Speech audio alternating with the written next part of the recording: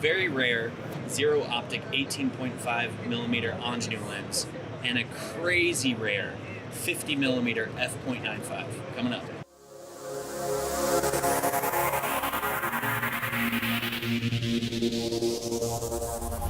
So Alex, you always bring strange, interesting, beautiful pieces of glass with a lot of character. We try. And so what are we looking at here today? Two ingenue lenses. Two vintage ingenue lenses. One is one of the first cinema primes actually for wide-angle cinematography, ingenue 18.5 f2.2. This was used for the bulk of photography actually on Orson Welles' Touch of Evil.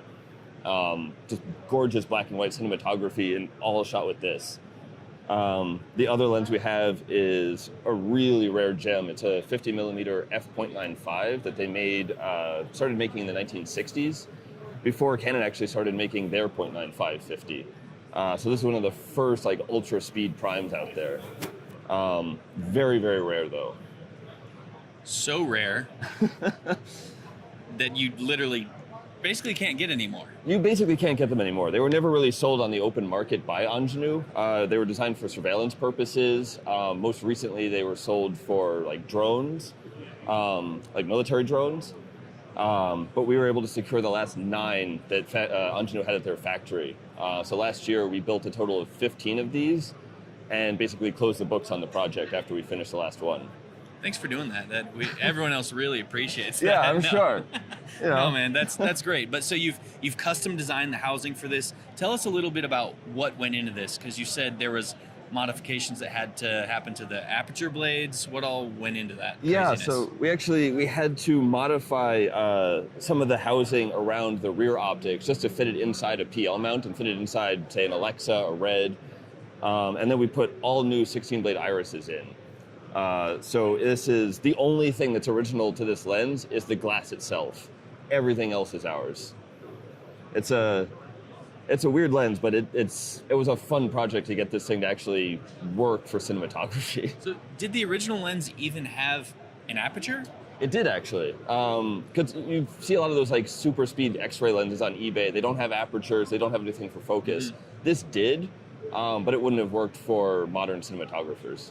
And you said that this lens actually almost covers full frame. It does. You could easily shoot like a 235 extraction and get that really crazy sort of like bendy anamorphic look with one spherical lens.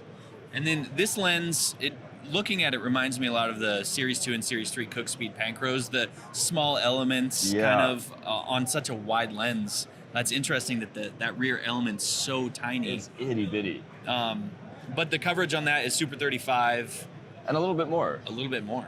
This will cover open gate on an Alexa Mini, for example, which is not something you can say about a lot of wide vintage primes. No, the Cook Series 2 definitely doesn't cover even normal Super 35, let alone open gate, I don't think. So. Right. A lot of those lenses, they were designed for Academy, which is a little bit smaller. So they barely got to the edges of that. You go to Super 35, they just can't hold up. And even at that time, the wider primes were very rare. Incredibly rare. Most sets before 1951 only went to about 24 millimeters or 25. This was the first wide-angle cine prime, and then Cook came out with their 18 about 2 years later. Which is pretty cool. So you've said that people who might have a Super Baltar set, rehouse set that you've done, this is a nice addition to that, because now instead of just topping out at the 24 or 25? We don't do Super Baltars, but we do the original Baltars from the 1930s. Those only went as wide as 25, so this is a great addition to that set. And this is also what you would have been shooting with in the 1950s if you were using Baltars. But Super Baltars as well, they only went as wide as 20, so this is still a good addition to any Super Baltar set that someone has. So what are some of the other projects that you're working on that are coming up we can watch out for? A lot of fun full-frame stuff. We've already started taking orders for Nikon AIS primes. We should be starting to ship those this summer from 15 mils all the way to 135, 10 focal lengths in the middle. And we'll be adding onto that set over the next year or so. So there are a few fun sort of additions that people should look out for. We're also doing Canon FDs like ours, and a couple other things we can't quite talk about yet, but it's a lot of full frame for the next 2 years about. Amazing. So totally customized lenses full frame coming up. Yeah. A lot of exciting stuff. And fun, side project. We just did a couple super speed 65 millimeter format primes. T1.5, which as far as I know, nobody else has done yet. Wow, amazing. And I guess we could talk about the quality of this a little bit. We didn't really hit on that. Yeah. So the Ingenue Type M1 opens up to f.95, and you get crazy looks from that. Yeah. Creamy. Just describe what the optical look is like. So it's got a really curved field. So you get focus in the center, and the edges just fall right off. So yeah, wide open. It's a look that you can't really accomplish with anything else. It's separate even from, say, the Noctilux from Leica, which is a little more clean, a little crispier, a little better contrast. This is just really smooth. And 10-inch close focus, it's a completely different look at close focus. Yeah, it's your depth of field is already shallow at f.95. Exactly. And then to have close focus that close, I've honestly never seen anything like it, especially with the field curvature as well. Exactly. It's bizarre. And when you get focus that close, you introduce a lot of spherical aberration. So you take an already pretty creamy lens, and it just becomes something otherworldly.